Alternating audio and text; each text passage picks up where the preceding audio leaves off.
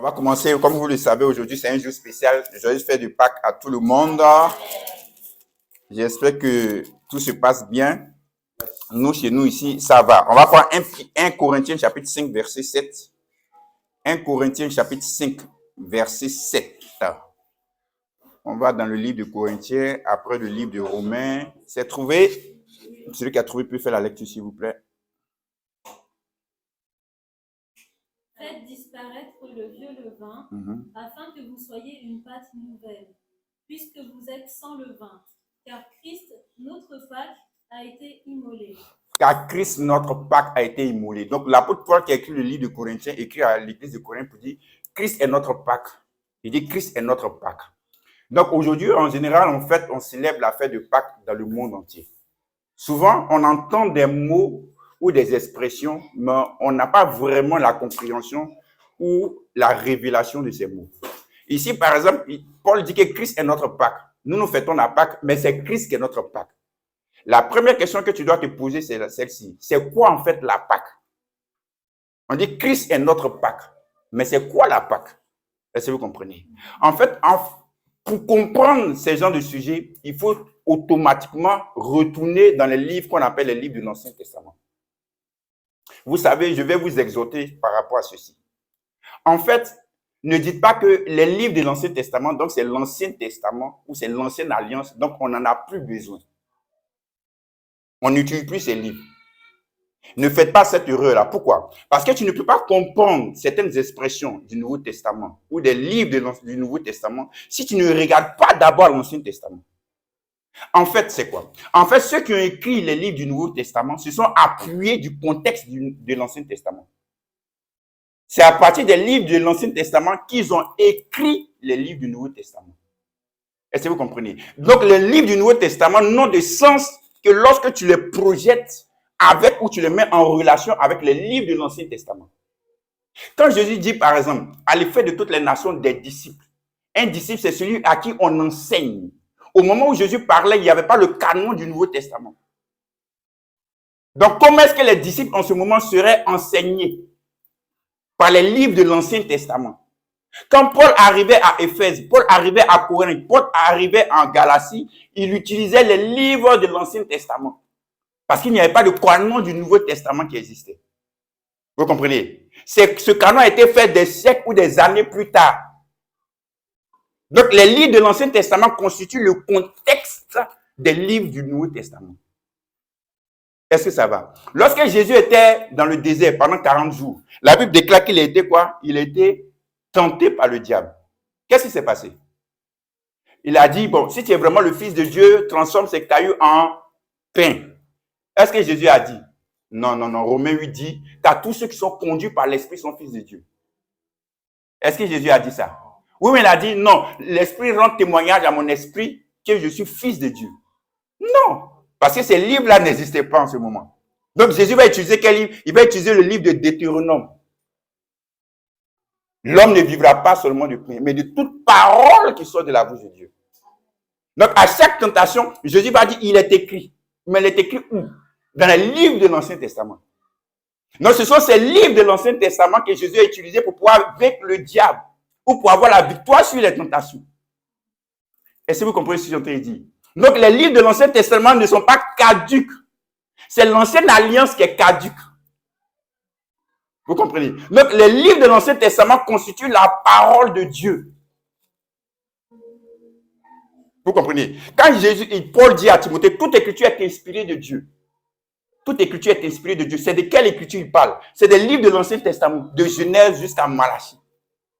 Ce sont les traducteurs. Lorsqu'ils ont traduit les différents textes sacrés, ils ont mis ça dans des canons, dans un seul livre. Ils ont dit, bon, ceci, ce sont les livres de l'Ancien Testament, ceci sont les livres du Nouveau Testament. Ce n'est pas Dieu qui a dit ça. Suivez bien le raisonnement qu'ils sont en train de dire. Ce n'est pas Dieu qui l'a dit. Mais ce sont eux qui ont fait cela pour nous faciliter certaines choses. Mais cela peut nous conduire en erreur si on comprend mal les choses. Est-ce que vous comprenez? C'est-à-dire, la Bible déclare, Jésus va dire dans Jean 5 que Moïse a écrit de moi. Tout ce que Jésus a dit dans Luc 24, on dit commençant par Moïse, ensuite par les prophètes et les psaumes, Il a expliqué les choses qui le concernaient, lui, Jésus. Donc, Jésus va annoncer l'évangile à partir des livres de l'Ancien Testament. C'est pourquoi comprenez quelque chose. Le mot évangile n'est pas un mot du Nouveau Testament. Suivez bien ce que je suis en train de dire. Je réponds. Le mot évangile ou bonne nouvelle n'est pas un mot du Nouveau Testament. C'est un mot de l'Ancien Testament. Vous comprenez? C'est pourquoi Paul va dire dans Galates que Dieu a annoncé à Abraham l'évangile ou la bonne nouvelle. Donc, tous ces mots que les auteurs du Nouveau Testament ont pris, ils ont pris ça où? De l'Ancien Testament, des livres de l'Ancien Testament. Est-ce que vous comprenez? Donc, l'Ancien Testament, en réalité, constitue la parole de Dieu. Mais le conseil que Paul va donner à Timothée, dans 2 Timothée 2, verset 15, il va dire qu'il faut diviser correctement les choses. Le problème, c'est quoi? C'est l'interprétation qu'on fera de ces textes. C'est ça la sensibilité des choses. C'est là où il faudra être vigilant. Le mot que Paul a utilisé pour dire qu'il faut diviser correctement, c'est un seul mot en grec, autotomio. C'est-à-dire, c'est comme par exemple, pour nous qui avons fait le village, un peu la campagne, lorsqu'on partait souvent au champ, il n'y avait pas de routes qui étaient créées. C'est toi-même avec ta machette, on dit machette ici, il faut créer une route jusqu'au champ. Ou arriver quelque part, il y a une route, la route est là, et arriver un moment pour aller quelque part, tu vois qu'il n'y a plus de route. Pour ceux qui ont fait le village, ils savent ce que c'est. Donc, c'est à toi de créer une nouvelle route. C'est-à-dire, quand tu étudies les textes dits de l'Ancien Testament, il faut que tu fasses attention. Il faut savoir interpréter les choses pour que cela puisse te mener à Christ. Est-ce que vous comprenez ce que je suis en train de dire? Donc, vous allez voir quoi? Dieu va se servir du langage des hommes en restant dans la culture des hommes pour lui donner sa parole ou véhiculer sa pensée. Comprenez bien ce que je suis en train de dire. Dieu utilise le langage des hommes, que ce soit vietnamien, que ce soit français, lingala, polonais, tout ce qu'on a dit tout à l'heure, créole, baoulé, atié, fond. Pourquoi? Pour pouvoir véhiculer lui sa pensée, lui sa parole. Suivez bien ce que je suis en train de dire. C'est pourquoi souvent les gens ne comprennent pas dans l'Ancien Testament. Ils vont voir que non, Dieu, on dit Moïse a dit que non, il faut lapider une personne qui fait ça, qui fait ça. Ils vont se dire non, c'est que Dieu est mauvais. Comment Dieu peut demander à ce qu'on lapide des gens? En réalité, ils pensent que Moïse a institué la lapidation. Moïse n'a pas institué la lapidation. Comme Jésus l'a dit dans Matthieu 19, je vous ai déjà enseigné cela. C'est à cause de la dureté de votre cœur. C'est-à-dire, c'était une habitude qu'ils avaient déjà. Ce n'est pas Moïse qui a institué. Vous comprenez ce que je veux dire? C'était une culture qui existait déjà. Une habitude qu'ils avaient déjà. Moïse maintenant va essayer par la grâce de Dieu d'intervenir dans cette mauvaise habitude pour qu'il puisse véritablement être découragé pour ne pas pouvoir le faire. Donc Moïse n'a pas institué le divorce, mais les gens se divorçaient déjà. Mais en ce temps-là, la culture était tellement, comme on peut dire ça même, dominée par les hommes, que qu'est-ce qu'on faisait? On considérait les femmes comme des marchandises. On les prend aujourd'hui, bon, demain tu t'en vas, ainsi de suite. Donc, Moïse va instituer maintenant des lois relatives au divorce qui existaient déjà pour amener les gens à ne plus considérer les femmes comme des marchandises. Il dit, allez voir d'abord les juges pour essayer d'atténuer un peu la chose. Tout en insérant la parole de Dieu, l'amour à l'intérieur. Pour que finalement les gens comprennent que voici le plan divin de Dieu pour eux. Le plan parfait de Dieu pour eux. Est-ce que vous comprenez? Donc, ce sont des choses qui existaient déjà. C'était déjà dans leur culture. Donc, Dieu va se servir de cela pour essayer de véhiculer sa parole. Ce n'est pas des choses que Dieu a instituées, telles que des lois relatives à l'esclavage. Où Moïse dit un esclave doit faire ça, doit faire ça, doit faire ça, doit faire ça. Ce n'est pas Moïse qui a institué l'esclavage. L'esclavage existait depuis longtemps. Mais il voulait maintenant essayer d'arranger les choses pour ne pas qu'il y ait des abus, pour ne pas qu'il y ait des excès. Vous comprenez ce qu'ils sont en train de dire? C'est pourquoi, pour revenir en termes d'excès, vous savez, tout à l'heure, je vous ai fait comprendre que les livres de l'Ancien Testament constituent la parole de Dieu. Ce n'est pas parce que des gens ont utilisé les livres de l'Ancien Testament pour faire des abus, pour faire de l'excès, que tu vas dire non, je ne veux plus m'occuper des livres de l'Ancien Testament. Je ne les lis plus. C'est pas parce que les gens ont fait des abus, des excès dans le don de la prophétie que tu vas dire non, non, je ne veux plus le don de la prophétie. Bien aimé, le don de la prophétie, ça vient de l'Esprit de Dieu. C'est Dieu qui a inspiré le don de la prophétie. Lorsque tu regardes 1 Corinthiens 12, on te parle des différents dons de l'Esprit, dont le don de la prophétie. Est-ce que vous comprenez? Dieu, puisque c'est Dieu qui a institué cela, il faut que tu puisses te laisser conduire par l'Esprit de Dieu pour manifester ce don. Je vais vous faire cet aveu. Arrivé un moment de ma vie, j'ai dit non, je ne veux plus faire des dons de prophétie. Non, je ne veux plus ça. Pourquoi? Parce qu'il y a eu tellement d'excès, tellement d'abus. Moi-même, j'ai fait abus aussi dedans. Il a abusé du don. Le don, ça en est trop, pardon, s'il te plaît. Vous comprenez? Jusqu'à ce qu'il y a quelques années de cela, le Saint-Esprit m'a repris par rapport à cela. Et quand le Saint-Esprit m'a repris, qu'est-ce qui s'est passé? Vous comprenez bien ce que je vais dire. En fait, c'est quoi? Lorsque tu te dis, je ne veux plus lire les livres de l'Ancien Testament, toi-même, tu es en train de te priver de certaines expériences spirituelles que Dieu veut faire avec toi. Parce que dans le livre de l'Ancien Testament, il y a beaucoup d'expériences que les gens ont eu à avoir, à expérimenter, je vais faire cette tautologie, avec Dieu. Vous comprenez ce que je te dis? Mais regardez, lorsque nous sommes dans l'assemblée, comme Leslie l'a bien prêché hier, il y a souvent la puissance de Dieu qui se manifeste. Et les gens ne peuvent pas se contrôler, les gens tombent, les gens commencent à crier, ainsi de suite. Ce n'est pas parce que les gens le font que tu as dit non, je ne veux plus recevoir la puissance de Dieu. Je ne veux plus que la puissance de Dieu se manifeste. En fait, c'est quoi? Écoutez bien ce que l'Esprit de Dieu veut vous dire. En fait, c'est quoi? J'ai remarqué que comme souvent, il y a souvent des choses qu'on ne comprend pas, ou pour nous, ça ne doit pas être comme ça que ça doit être fait. Notre cœur devient sec par rapport à certaines choses spirituelles que Dieu veut faire. On n'est plus réceptif. Tout à l'heure, quand on était en train d'adorer, c'est ce que l'Esprit de Dieu est en train de me dire. On n'est plus réceptif. On n'est plus plongé dans cette présence glorieuse de Dieu. On est dans l'adoration. On est en train d'exalter notre Père, notre Dieu. On n'est plus trop dans ces choses. Pourquoi? À cause de certaines choses qui ont été faites avant, qui ont rendu notre cœur sec, endurci par rapport à cela. Alors que l'Esprit de Dieu veut faire des choses. Pourquoi? Parce que comme on le verra, notre Sauveur, notre Rédempteur est ressuscité. Alléluia. Il est vivant. Notre Dieu qu'on adore, c'est un Dieu vivant. C'est un Dieu qui se meut, c'est un Dieu qui se manifeste, c'est un Dieu qui agit. Et le Saint-Esprit m'a révélé quoi? Par rapport au don de prophétie dont il parle. Il m'a révélé, moi, quand j'étais devenu sceptique par rapport à cela, il m'a montré qu'en fait, dans ma vie, il y a eu des tournants. Et dans ces tournants, j'ai eu beaucoup de bénédictions dans ces tournants grâce au don de prophétie. Celui qui a été le parrain de mon mariage, mon témoin de mariage, c'est pas une prophétie qu'on est resté en contact. La première fois que je l'ai vu, il était allé voir sa grande sœur qui était malade, enceinte, à terme, et qui était malade. Il y a une maladie que je ne vais pas citer ici. Et le Spirit de Dieu m'a envoyé au travers de ma grande sœur. Ma grande sœur m'a dit, ah Michel, il y a telle personne, est-ce que tu peux pas venir prier pour elle? Il dit, d'accord, on y va. Lorsque je suis arrivé, l'Esprit de Dieu m'a dit, ce n'est pas pour cette femme malade que je t'ai envoyé. Cette femme malade n'était qu'un point de contact, mais c'est pour ce jeune-là avec sa fiancée en ce temps. Maintenant, ils sont mariés. Et le Saint-Esprit m'a commencé à me donner des paroles prophétiques sur sa vie. Est-ce que vous comprenez? On est resté en contact comme ça, jusqu'à aujourd'hui.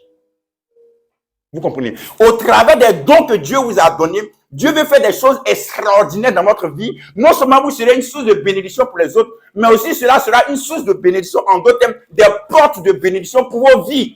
Amen. Est-ce que vous comprenez? C'est pourquoi ne soyez pas sceptiques ou secs par rapport à la manifestation de l'Esprit de Dieu. Parce que Dieu veut faire de grandes choses au travers de votre vie. La semaine passée, qu'est-ce que Rolia disait? Elle disait, voyez comme le feu sur la vie de chacun d'entre nous. C'est Rolia, non? Le feu sur la vie de chacun d'entre nous. Donc, c'est comme si chacun de nous a un potentiel que Dieu veut mettre en avant, où Dieu veut se glorifier. Vous comprenez ce qu'on te dit? Mais le problème, c'est quoi? C'est qu'on n'est plus trop baigné dans cette atmosphère, où on ne prend plus trop plaisir à entrer dans cette atmosphère prophétique ou spirituelle, où l'Esprit de Dieu veut faire un travail dans notre vie. C'est pourquoi aujourd'hui, j'étais content lorsque j'ai vu les binômes de la modération en train de faire ces genres de choses. En train de vous laisser conduire par l'Esprit de Dieu. Est-ce que vous comprenez? Donc, comme Leslie a dit, aimez les expériences spirituelles. Alléluia. Amen. Cela vient de Dieu. Regardez, on va prendre Actes chapitre 10, qui me vient à l'esprit. Je n'avais pas prévu. Actes chapitre 10. C'est Pierre qui est à Rapha, comme on le dit aujourd'hui. Avant, c'était Jopé. Il était dans la maison d'un certain Judas le pourvoyeur. Et la Bible déclare qu'il est monté sur le toit pour aller prier. Sébastien, tu vas prendre ton texte dans King James. Et regardez, on va lire le verset 9 et 10. Quelqu'un peut lire? Actes chapitre 10, versets 9 et 10. En français d'abord, ensuite Sébastien va te poser une question. Chapitre 10, versets 9 et 10. C'est ça. Le lendemain, comme ils étaient en route et qu'ils approchaient de la ville, Pierre monta sur le toit vers la 6e heure pour prier. Il eut faim et il voulut manger. Pendant qu'on lui préparait à manger, il tomba en extase. Pendant qu'on lui préparait à manger, il tomba en... C'est quoi l'extase? Écoutez ce que King James dit. C'est quoi? Ils ont mis quel mot? Il tomba en anglais. Il tomba en transe. C'est quoi une transe? C'est lorsque on commence à perdre ses moyens. Lorsqu'on n'est plus maître de soi. Lorsqu'on n'arrive plus à se contrôler. Est-ce que vous comprenez? On regarde dans le livre d'Apocalypse, la Bible déclare que quand la gloire de Dieu s'est révélée à l'apôtre Jean, la Bible déclare que je tombais sur ma terre comme mort. Est-ce que vous comprenez? C'est pourquoi aussi Paul dit dans ses écrits, j'ai été ravi en esprit. Je tombais en extase et j'ai été ravi en esprit. Lorsque la puissance de Dieu se manifeste, on peut perdre ses moyens. Ce n'est pas parce qu'il peut y avoir des abus que tu dis non, je ne veux plus expérimenter ce genre de choses. Il faut aimer ce genre de choses. Parce que nous sommes des êtres spirituels fonctionnant dans un monde spirituel. Et en tant qu'être spirituel, on a besoin souvent de ces genres de choses-là pour fonctionner dans le divin. Est-ce que vous comprenez ce qu'on te dit? Donc, il faut que vos cœurs soient réceptifs à ces genres de choses. Si une personne tombe et la personne commence à casser les chaises, un exemple, ce n'est pas parce que la personne casse les chaises que ce n'est plus le Saint-Esprit. C'est le Saint-Esprit. Mais c'est la réponse de la personne qui n'a pas été bien. Laisse ça. Tu peux prendre la personne après et dire non, voilà comment tu dois faire, voilà comment ça doit se passer, voilà ce que tu conseilles, tu te mets à genoux ou bien tu te couches par terre. C'est comme ça on dit. Mais cela ne veut pas dire que ce n'est pas l'Esprit de Dieu. Est-ce que vous comprenez ce qu'on te dit? C'est pas parce que la réponse de la personne n'a pas été comme tu le voulais que cela ne veut pas dire que ce n'est pas l'action de l'Esprit de Dieu. C'est-à-dire, si Pierre était là en ce moment, qu'il est tombé en transe, non, ça c'est pas l'Esprit de Dieu, ça Pierre.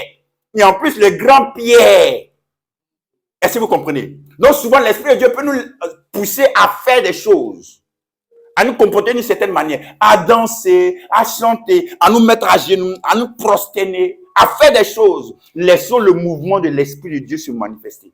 Nous sommes des êtres spirituels. On aime la manifestation du Saint-Esprit. Alléluia. On aime la manifestation des dons spirituels. Alléluia. Il faut aimer la manifestation des dons spirituels. Il ne faudrait pas que ton cœur soit sec par rapport à ces genres de choses-là.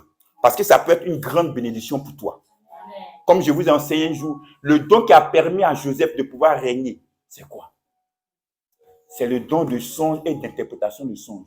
Aujourd'hui, quand tu dis à quelqu'un dont j'ai fait un songe, il banalise. Mais c'est ça là qui a permis à Joseph d'aller régner là-bas. Est-ce que vous comprenez ce qu'on te dit?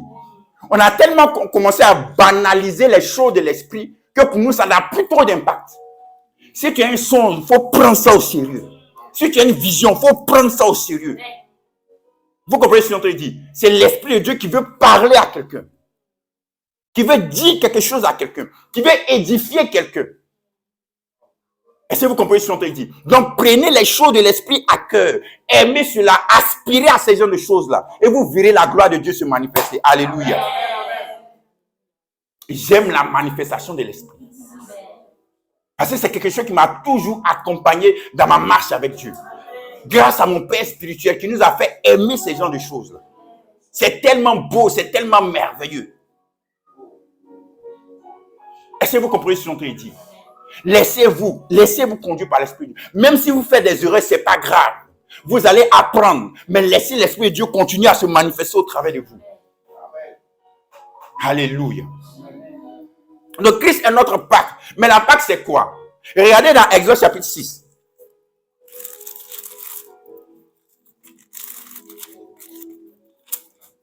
Prenez le verset 6. C'est Dieu qui se révèle à Moïse. et qui parle à Moïse. Et il va lui dire ceci. Exode 6, verset 6. Celui qui a trouvé, fait la lecture, s'il vous plaît. C'est pourquoi dis aux Israélites, je suis l'Éternel, je vous libérerai des travaux dont vous chargent les Égyptiens, je vous délivrerai de leurs esclavages et je vous racheterai avec puissance et par de grands actes de jugement. Regardez le verset 3. Il faut lire le verset 3. Je suis apparu à Abraham, à Isaac et à Jacob comme le Dieu Tout-Puissant, mais je ne me suis pas pleinement fait connaître à eux sous mon nom l'Éternel. En fait, Dieu se révèle à Moïse. Il commence à lui dire, je suis le Dieu d'Abraham, le Dieu d'Isaac et le Dieu de Jacob. Je vais te ramener en Égypte afin de pouvoir aller délivrer mon peuple de la captivité ou de la servitude ou de l'esclavage. En fait, c'est quoi? Ici, verset 6, on a dit, je vous délivrerai de leur servitude. En fait, le terme délivrer ici en hébreu qui est gar, ça veut dire racheter quelqu'un. La rédemption, c'est quoi? C'est ce qui a donné le mot rédemption. En fait, les mots de la Bible ne sont pas des mots spirituels.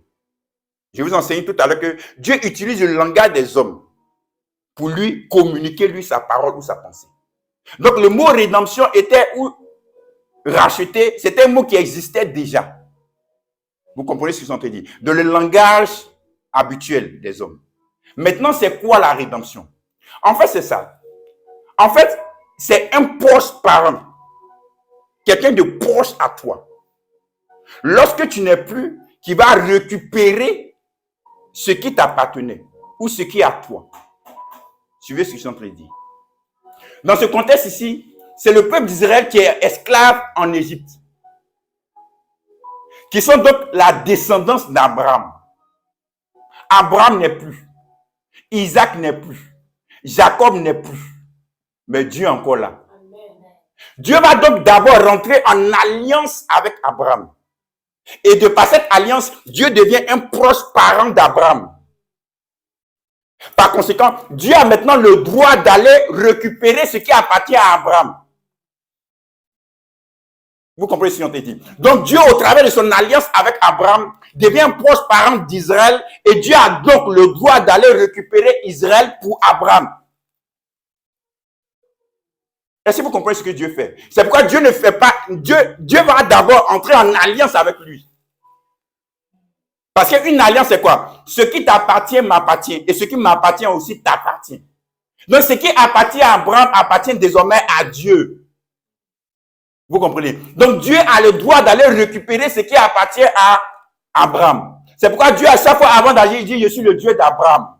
Pour dire, j'ai le droit légitime de pouvoir le faire. Alléluia. Vous comprenez ce qu'on dit? Donc Dieu, au travers de cette alliance qu'il a faite avec Abraham, va aller maintenant racheter le peuple d'Israël de l'esclavage en Égypte. Et c'est ce qu'on appelle, Dieu va délivrer Israël. Il va leur apporter la rédemption. Maintenant, comment ça se fait? Parce que là-bas, il y a Pharaon, il y a les Égyptiens. Est-ce que vous comprenez ce qu'on dit? Si moi, je dis, tu viens dire à quelqu'un qui est esclave de quelqu'un qui dit non, à partir d'aujourd'hui, il faut le laisser libre. Il faut laisser ton esclave libre. Tu vas dire quoi? Tu dis quoi? De le laisser libre. Mais qui va faire ça? Qui va faire ça? Qui va faire ça? Qui va faire ça? Qui va faire ça? Vous comprenez ce qu'on te dit? Donc, c'est pas facile pour un maître ou un propriétaire de laisser partir comme ça son esclave. Donc, Pharaon va pas laisser partir comme ça le peuple d'Israël. Parce que c'était la main-d'œuvre pour eux. Et la main-d'œuvre très qualifiée lorsque vous voyez toutes les pyramides, toutes les autres choses qu'ils ont fait. Est-ce que vous comprenez? Donc Dieu va retenir voir Pharaon pour dire non, laisse partir le peuple de Dieu. Et mais qui est ce Dieu-là, mais pour qu'il laisse partir? Parce qu'en ce temps, n'oubliez pas que l'Égypte était la première puissance au monde. Vous savez, il y a quelque chose qui m'a toujours marqué avec l'Égypte. Déjà, nous enseignons à l'école que l'Écriture est née en Égypte 3000 ans avant Jésus-Christ. Et de deux, vous allez voir qu'il y a eu des anciennes civilisations qui sont nées, qui ont été puissantes sur cette terre, qui ont disparu. Mais il n'y a pas une science qui les étudie. Mais l'Égypte qui était une puissance, il y a ce qu'on appelle l'égyptologie. Où les gens vont faire des recherches archéologiques par rapport aux anciennes cités perdues d'Égypte. On étudie les Mayas, on étudie les Aztèques, et ainsi de suite. Mais l'égyptologie, c'est quelque chose de particulier. Au point, mais quand on découvre même une pyramide cachée ou un tombeau sacré, ça devient un événement planétaire. Même regardez la tombe de Ramsès actuellement. C'est un événement planétaire où même il y a tout un lot mystique même autour. Si tu touches la tombe de Ramsès, il y a telle malédiction. C'est tellement entouré de mystères. Aujourd'hui, demandez à Sébastien, on dit ceux qui ont construit la pyramide, par exemple, de Gizeh, les gens, jusqu'à aujourd'hui, les scientifiques se demandent comment est-ce que les gens ont fait pour construire cette pyramide. Parce que mathématiquement, elle est tellement bien faite que les gens ont du mal à comprendre. Donc, l'Égypte, c'est un mystère là-bas. Imaginons, c'était la première puissance mondiale. Et il y a un homme qui sort de nulle part, même si on le connaissait avant, dans les archives de l'Égypte, qui revient, qui dit non, il faut laisser partir tout ce peuple-là. Pharaon dit, quoi? Tu plaisantes ou bien quoi? Encore du dit, t'es un plaisantin. Hein? Bah, non, on ne dit pas plaisantin, c'est trop. Tu comprends ce qu'on t'a dit? Maintenant, qu'est-ce que Dieu va faire? Au travers de choses extraordinaires qui vont se manifester, finalement, Pharaon va laisser partir Israël de l'esclavage en Égypte. Il y a plusieurs choses qui vont arriver. Le cœur de Pharaon ne va pas fléchir. Mais il y a une seule chose qui va faire que Pharaon va laisser partir le peuple d'Israël de l'esclavage de l'Égypte. C'est quoi? C'est lorsque la mort va venir frapper. Mais les Israéliens seront épargnés de cette mort.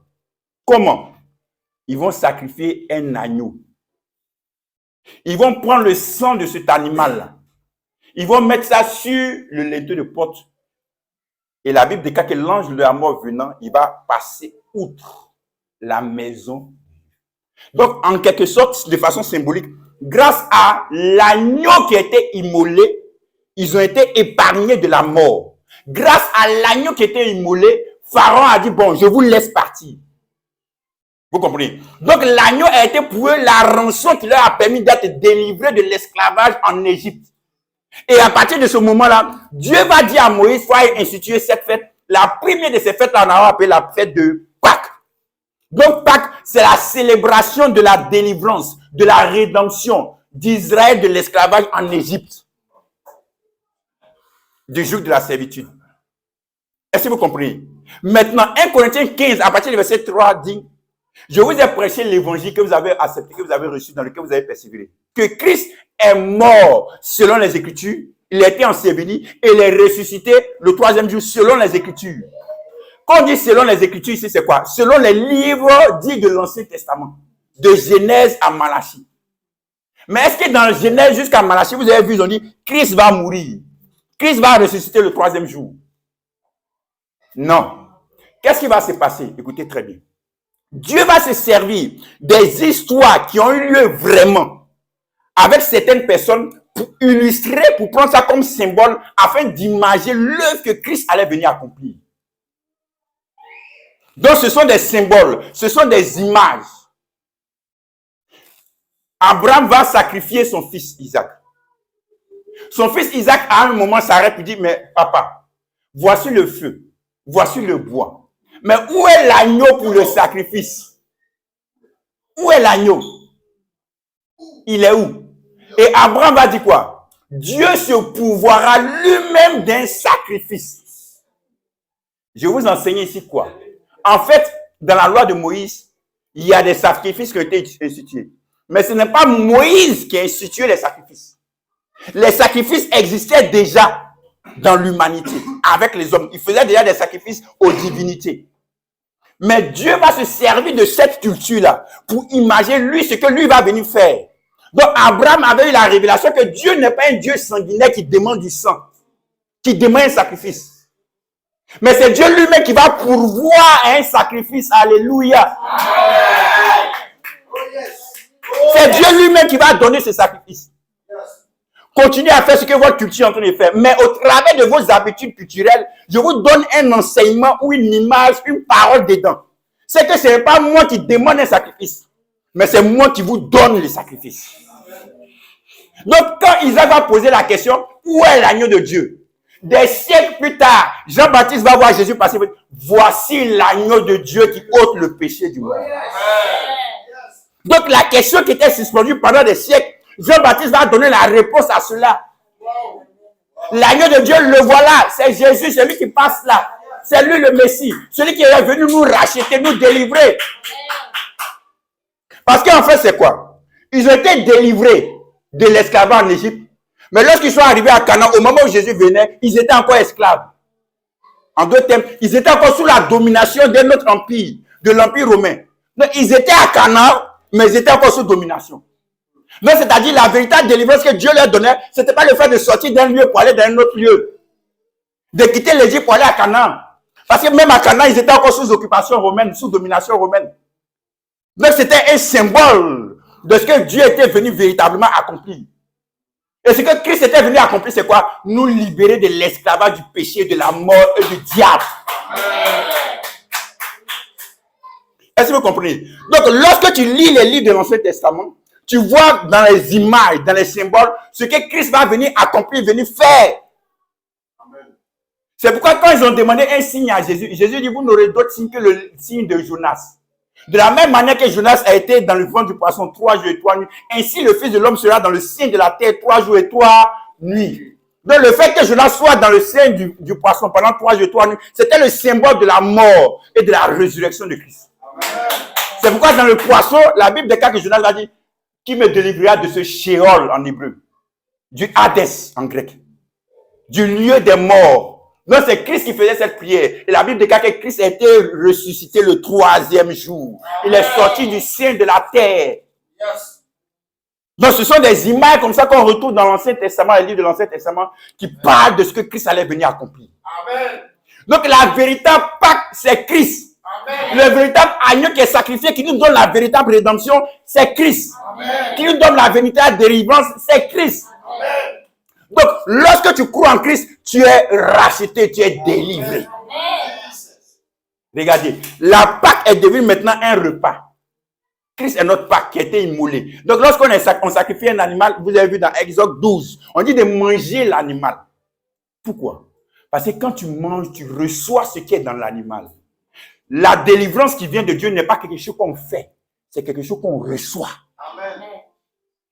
Tu ne fais pas ta délivrance, tu ne fais pas ton salut, mais tu reçois la délivrance, tu reçois le salut, tu reçois la liberté que Dieu te donne au travers de Christ. Il faut recevoir. C'est pourquoi Jésus dit, celui qui boit mon sang, celui qui mange mon corps, reçoit la vie éternelle. C'est le fait de croire, c'est le fait de recevoir ce que Dieu a déjà fait pour toi en Christ. Alléluia. Combien de fois il t'aime. C'est pourquoi un Pierre va dire ceci. On va terminer par ça. Et puis on va prier parce que je sens que l'Esprit de Dieu veut qu'on prie. 1 Pierre 1. Versets 17 et 18. Et si vous invoquez comme Père celui qui juge selon l'œuvre de chacun, sans acceptation de personne, conduisez-vous avec crainte pendant le temps de votre pèlerinage, sachant que ce n'est pas par des choses périssables, de l'argent et de l'or, que vous avez été rachetés de la vaine manière de vivre que vous avez hérité de vos pères, mais par le sang précieux de Christ, comme d'un agneau sans défaut et sans tache. Alléluia. Amen. Donc on a été rachetés non pas avec de l'or, avec de l'argent. Ce sont des pierres précieuses, ce sont des choses qui sont précieuses dans ce monde. Oui, ça peut acheter des choses, ça peut te permettre de pouvoir obtenir des choses, mais ça ne te permet pas de pouvoir obtenir la vie éternelle, ni la délivrance, ni le salut. Ce qui t'a donné le salut, c'est le sang précieux de Jésus-Christ. Le sang de Christ est plus précieux que les choses précieuses de la terre. Il n'y a pas son équivalent sur la terre. Parce que c'est une œuvre spirituelle. Amen. Christ a donné sa vie. Amen. Maintenant, écoutez bien, je vais conclure sur ça. L'un des problèmes qu'on a, le peuple Israël est sorti de l'esclavage en Égypte. Ils étaient en chemin pour Canaan, dans cette symbolique. À chaque fois qu'il y avait des problèmes, les gens disaient à Moïse, qui t'a dit de nous envoyer ici? On était mieux en Égypte. On veut retourner en Égypte. Là-bas, au moins, il y avait des viandes, il y avait des concombres. Je ne savais pas que les concombres étaient si doux que ça. Il y avait des concombres. On veut retourner là-bas. Écoutez bien. Ils étaient sortis physiquement de l'Égypte, mais ils avaient encore la mentalité de l'Égypte en eux. Il y a des gens qui ont été déjà délivrés par Christ. Mais ils pensent qu'ils sont encore possédés par les démons. Ils ont encore la mentalité de l'Égypte. La Bible déclare dans Colossiens 1, verset 13, que Christ, Dieu nous a délivrés de la puissance des ténèbres pour nous faire entrer dans le royaume de son Fils, de son amour. Lorsque Dieu t'a délivré, tu es déjà délivré. Amen. Il n'y a pas une seconde délivrance. Tu comprends? Mais les circonstances de ta vie vont te faire croire que tu es encore possédé, que tu as encore des liens, que tu as encore une malédiction familiale. Je vous rends ce témoignage. Lorsque dans cette crise encore du voile, j'étais là, il y avait beaucoup de choses qui se passaient. C'est là l'Esprit de Dieu m'a commencé à m'expliquer ce que c'est que la nouvelle alliance. Ce que ça impliquait vraiment l'œuvre de Christ, sa mort et sa résurrection. Lorsque j'ai compris cela, écoutez bien, le Saint-Esprit m'a fait comprendre que j'étais déjà délivré, j'étais déjà libéré. Écoutez bien ce que je vais dire maintenant. Je peux peser les mots. Si en ce moment précis, dans cette période précise, quand la guerre s'était maintenant apaisée, que des frères et des sœurs, des cousines, sont quittés dans différents programmes de prière, sont revenus avec les mêmes révélations. Pour dire, Michel, Dieu nous dit que notre famille, il y a encore une malédiction familiale, une malédiction ancestrale. On a encore des liens. On ne pourra pas se marier, on ne pourra pas évoluer tant que les gens n'ont pas encore brisé ces liens dans notre famille. Donc Dieu venait me donner la révélation que j'étais libre en Christ. Mais il y a des révélations qui viennent me faire dire que j'étais encore possédé, ou j'avais encore des liens. Voici le combat. Et qu'est-ce que j'ai commencé à dire? Le Saint-Esprit, je prie. Je dis, mais ces personnes qui ont donné ces révélations ne me connaissent pas. Parce qu'ils sont partis dans un programme comme ça, et puis des hommes de Dieu ont dit ça. Vous comprenez? Ces hommes de Dieu ne nous connaissent pas. Ils ont dit ce qui semble vrai pour eux, logique. Donc, par conséquent, selon cette logique-là, ça doit être vrai. Mais ce que Dieu me dit dans les Écritures, au travers de la révélation qu'il me donne, c'était contraire. Qu'est-ce que je fais? J'accepte ce que les hommes de Dieu ont dit pour que je fasse une délivrance encore. Parce que j'ai fait trop de délivrances dans ma vie. Je me suis baptisé même 2 fois, plusieurs fois. On se baptise, on se rebaptise. On fait délivrance, on refait encore délivrance. On se baptise, on se rebaptise. On fait délivrance, on refait. Ça finit jamais. Jusqu'à ce que l'Esprit de Dieu... Jusqu'à ce que l'Esprit, parce que l'Esprit de Dieu, lorsqu'il est là, c'est aussi la joie.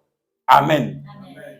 Vous savez, vous pouvez tomber sous l'onction, vous êtes en train de rire, vous êtes toujours en train de rire, vous êtes toujours dans la joie. C'est le Saint-Esprit qui peut faire ce genre de choses. De la même manière que tu peux être en train de pleurer, parce que tu vois combien de fois l'homme est malveillant, combien de fois le diable est méchant, pas l'homme même, le diable est méchant. Combien de fois il fait de mauvaises choses à l'humanité. Dieu aussi peut te révéler des choses qui sont bonnes. Et puis tu peux commencer à rire, à glorifier Dieu, à rigoler, être sous l'onction. La Bible déclare, quel est ce tumulte? Bon, l'Esprit de Dieu veut comprendre. Prenons Psaume. Je ne sais pas pourquoi il parle de la joie. Peut-être quelqu'un sera sous l'onction de la joie tout à l'heure. Psaume chapitre 2. Prenez, bon, je vais lire, regardez, à partir du verset 1 jusqu'au verset 5. Jusqu'au verset 4. Pourquoi ce tumulte parmi les nations, ces vaines pensées parmi les peuples? Pourquoi les rois de la terre se soulèvent-ils et les princes se liguent-ils avec eux contre l'Éternel et contre son oint? Donc on parle de contre l'Éternel et contre son oint, contre son Christ, contre le Messie. Verset 3. Brisons leurs liens, délivrons-nous de leurs chaînes. Maintenant, écoutez ce que Dieu fait lorsqu'il voit toutes ces choses-là. Verset 4. Celui qui siège dans les cieux rit, le Seigneur se moque d'eux. Celui qui est dans les cieux, il rit. Mais ceux-là, ils ne savent pas ce qu'ils font. Souvent, quand l'ennemi est en train de faire des choses, il faut que tu rigoles. Il faut que tu sois dans la joie. Parce que tu connais ton identité, tu sais qui est ton papa. Amen. Tu sais que c'est lui qui change les temps et les circonstances. Au lieu d'être inquiet, il faut que tu ris, il faut que tu rigoles. Il faut que tu sois dans la joie. La joie du Seigneur doit être ta force. Amen. On dit le Seigneur rit. Le Seigneur aime rigoler. Il faut rigoler aussi, il faut être dans la joie. Alléluia.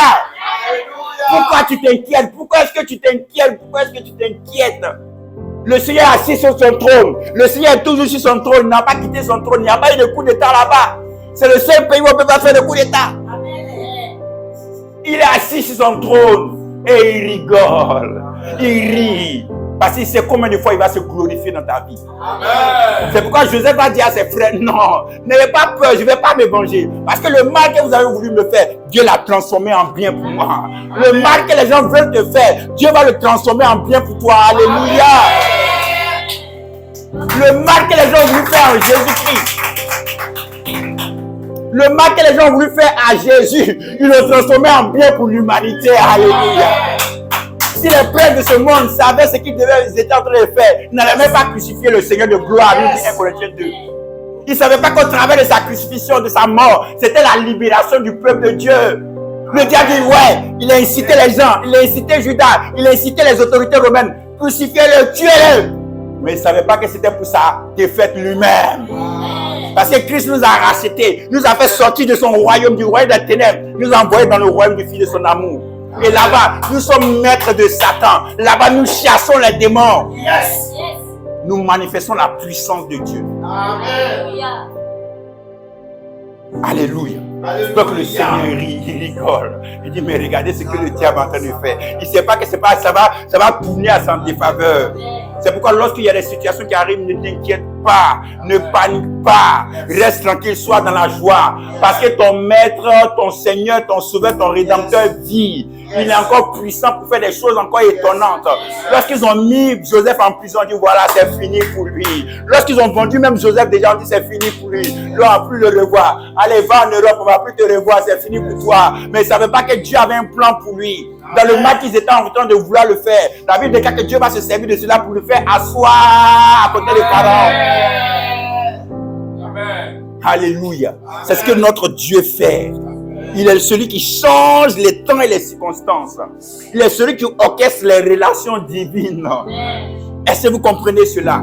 Il faut que vous ayez cette opinion sur votre Père, cette manière de voir de votre Père. C'est pourquoi ne soyez pas inquiets. Même si votre patron ou votre patron a voulu faire quelque chose, ne sachez que cela va tourner à votre bien par le nom de Jésus-Christ. Ayez cette confiance, ayez cette conviction, ayez cette espérance de votre Père. Alléluia. Il faut transformer sa mentalité.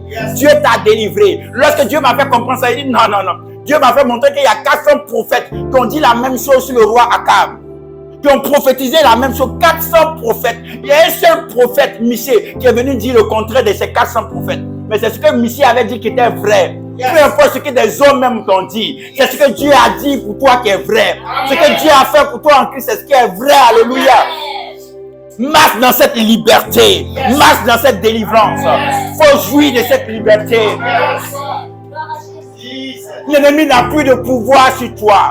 Il veut te faire croire qu'il n'a encore de pouvoir sur toi. Mais il est déjà vaincu à la croix.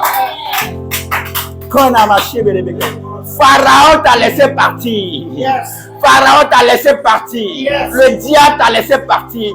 Il n'a plus aucun lien contre toi. Lorsque l'armée de Pharaon venait contre le peuple d'Israël, ils étaient inquiets. Ils étaient alarmés. Ils étaient dans la confusion. Mais moi, qu'est-ce qui se passe? Il va dire, regardez ce pharaon que vous verrez, vous ne le verrez plus. Je vous dis, la malédiction que tu as fait croire que tu avais, tu ne la verras plus. Amen. Les liens que tu as fait croire que tu avais, tu ne les verras plus. Amen. Pourquoi? Parce que tu as compris maintenant. Tu as la révélation maintenant que l'agneau de Dieu a été immolé. Voici l'agneau de Dieu qui ôte le péché du monde. Voici l'agneau de Dieu qui t'a donné la délivrance. Voici l'agneau de Dieu qui t'a donné la liberté. C'est lui qui t'a donné la rédemption. C'est lui l'agneau de Dieu, le véritable agneau de Dieu. Le véritable sacrifice. Par sa vie précieuse, par son sang précieux. Il t'a racheté. Tu lui appartiens désormais. Konamashi barabaya katanamasi.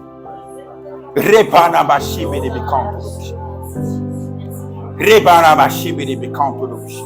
Pendant que je suis en train de prier en vision, je vois des personnes, lorsque vous êtes en train d'ouvrir la bouche de parler, je vois comme le feu qui sort de votre bouche. Je vois le feu qui sort de votre bouche. Dieu va faire de vous des personnes qui ont des paroles puissantes, des personnes qui ont des paroles d'impact. Lorsque vous allez parler, ça va entrer dans le cœur des gens, ça va impacter la vie des gens. Parce que Dieu fait de vous des personnes à la langue aiguisée, à la langue exercée.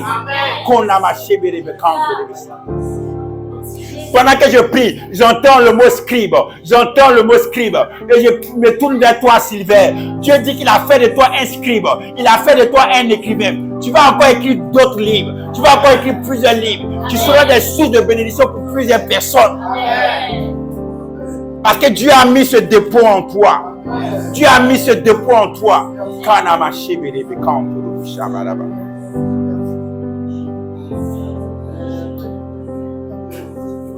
Konamashi Berebe Kantoro. Konamashi Baraba Yekiterebe Sibaraba.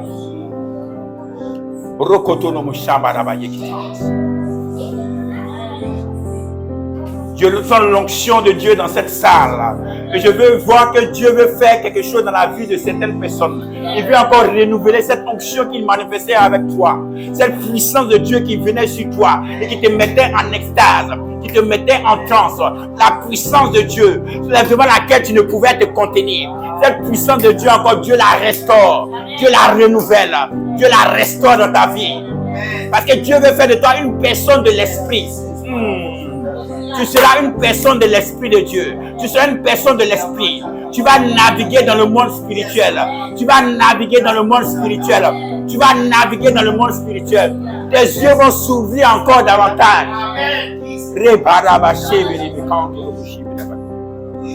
Tes yeux vont s'ouvrir davantage. Je te vois en train de voir des choses dans le spirituel, sur la vie des gens, sur les secrets des gens, sur ce que les gens sont en train de traverser. Tu vas voir des gens, tu vas leur dire leur vie, tu vas leur expliquer leur vie, tu vas leur dire voilà ce que Dieu me montre sur ta vie. Parce que l'onction de Dieu est sur ta vie.